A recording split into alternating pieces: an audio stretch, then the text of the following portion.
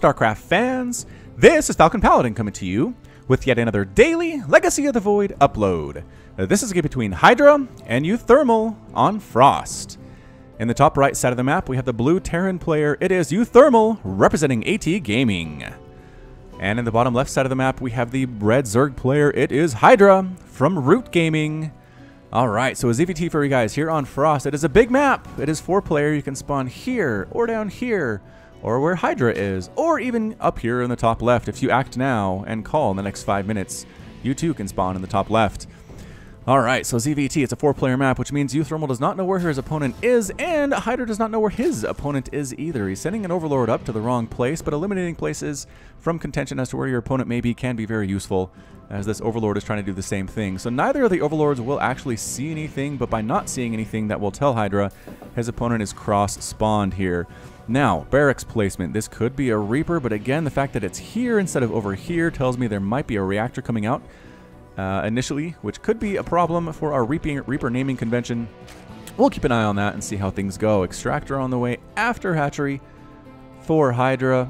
About 16, 17 supply went for that extractor. And then, what did he just do? Ah, made a couple more drones. Nope, there's his pool. Where's his pool? Ah, there's his pool. His pool is already up here. Again, about 17 supply. So that is the build. There's the extractor immediately getting 3 workers onto that gas. And it is a Reaper.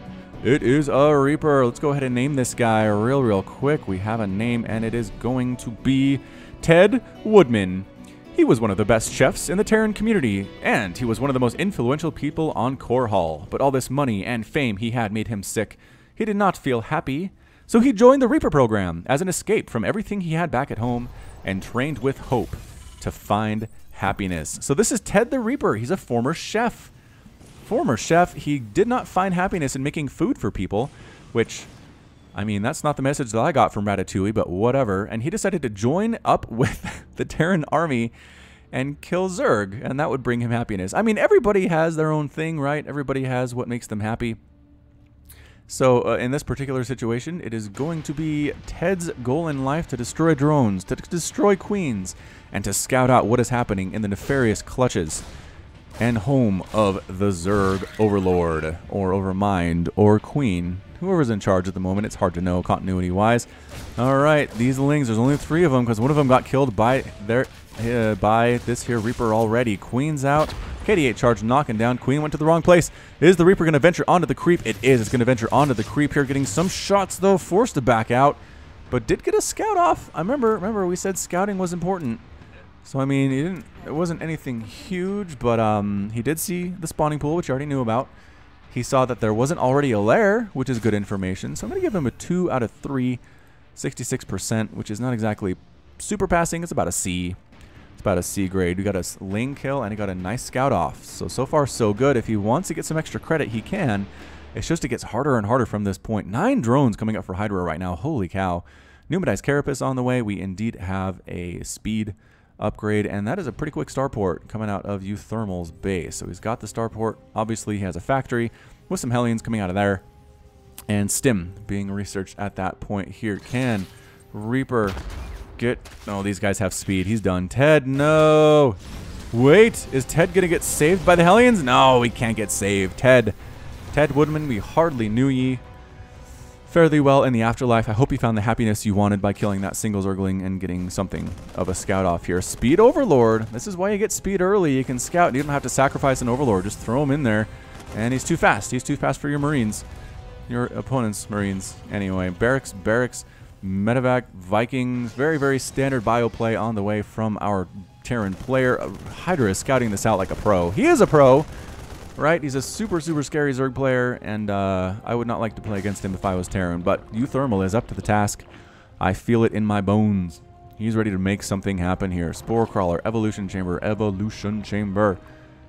The 3rd hatchery coming on up. 2nd one is already on the way, getting a bit of a wall here. Great wall of engineering bay and supply depots for uThermal. Continuing with that Viking production that I mentioned earlier. Vikings are faster. Are they faster than Speed Overlords? 2.63? Yeah, I'm pretty sure they are. Pretty sure they are. Indeed they are. 3.85. So the Viking will be able to hunt these guys down. It's harder because they have speed. Blorp. He wanted to bleed all over that Viking. If I'm going to die, I'm going to bleed on your stupid Viking. Attempted Hellion drop here. Did that just get shoved away? think that just got shoved away.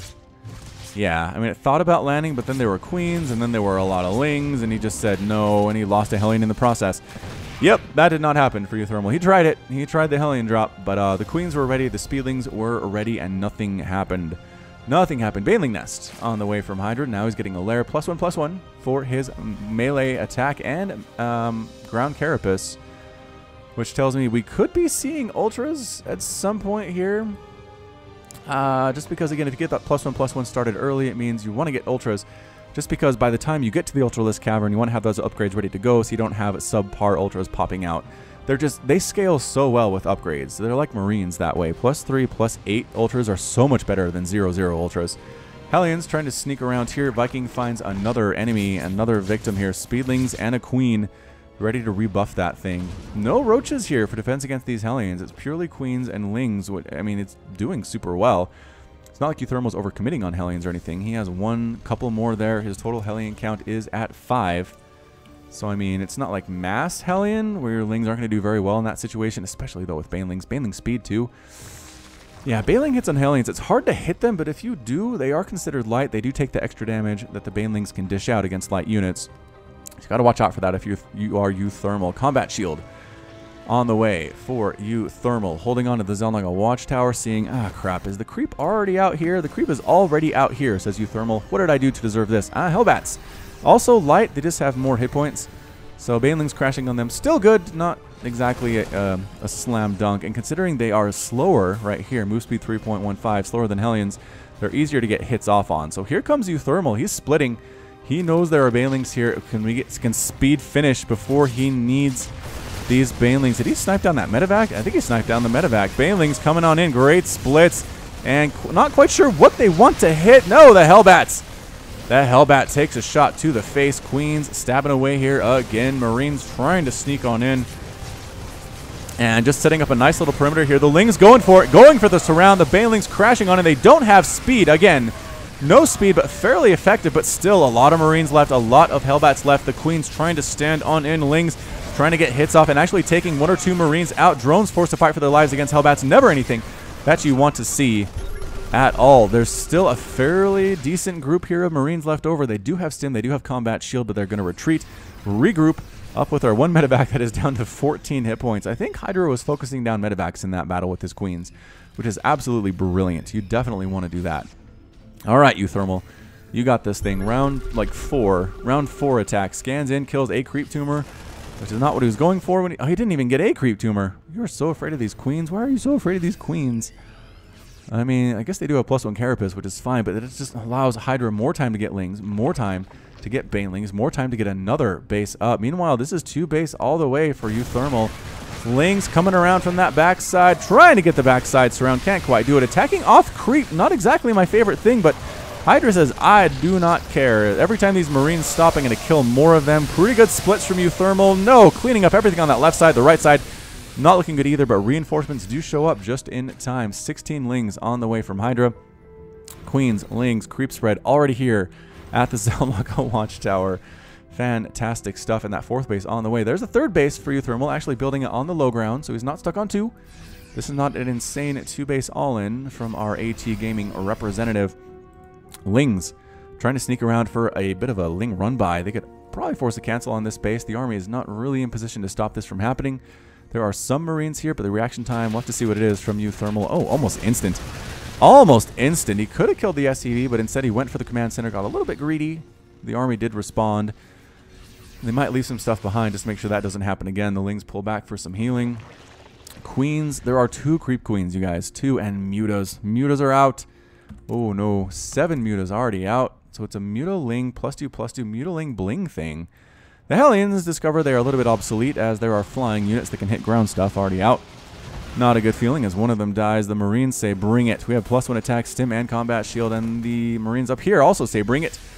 The Marines decide, you know what? No, we are not going to bring it. How's that sound? 3 more mutas on the way. More and more Marines pumping out for uThermal, recognizing Marines are the best way to deal with mutas. If they have stim, they're mobile enough to get around and defend different situations. And on offense, they're really good too. The mutas find an opening, a tiny little opening here, killing the SCV, building the missile turret, and they does get repaired eventually, but that's a few dead workers there. six dead SCVs at this point, pushing on in, trying to kill these queens. Flings, Banelings, Mutas. Are they going to work together for the common good? Banelings are crashing on in. The split's pretty good from uThermal. Pulling back to the creep is Hydra. Good distance firing on those Banelings. If you could do that, if you could target fire Banelings with your bio, you're going to be okay. A lot more okay than if you don't, I guess is what I'm trying to say here. Cleaning out creep tumors. The Scan's doing an amazing job at slowing this thing down. More and more Banelings coming out. Marines here as well, and here it is. The Banelings, oh, from the flank, the right side, the Banelings just crashing into everything, cleaning everything up. Lings there, and that's it. The GG from uThermal. uThermal is defeated, and Hydra is victorious. That is, wow, that was a good one. Good game by Hydra. The Ling Bling Muta stuff worked. I really feel like he could have gone for Ultras eventually if he wanted to. We didn't have an infestation pit, I don't think. So it wasn't something I was planning on anytime soon, but yeah, I mean, uThermal lost a bunch of workers there. It was 68 to 40 total harvesters. Did he lose more? No, only 6. He just couldn't keep up with the macro. Couldn't keep up the macro. The Baneling hits were good enough from Hydra. The splits were good from uThermal. I just think he got out macroed a little bit. There were more Banelings than perhaps he was expecting. The Lings with the +2/+2 upgrades, so good at cleaning up individual clumps of Marines. Marines are good against Lings when they're clumped together, but when they split, they're actually a better target for Lings, and that's what happens. So, well done indeed from Hydra. uThermal played valiantly, but Zerg gets the win today. So, that's it from me. This has been Falcon Paladin with yet another daily Legacy of the Void upload. Go ahead and hit that like button. Hit the subscribe if you like what you saw and what you heard today. You could also catch me on Twitter and Facebook, both at /Falcon Paladin. And until next time, as always, thank you so much for watching, and you take care of yourself.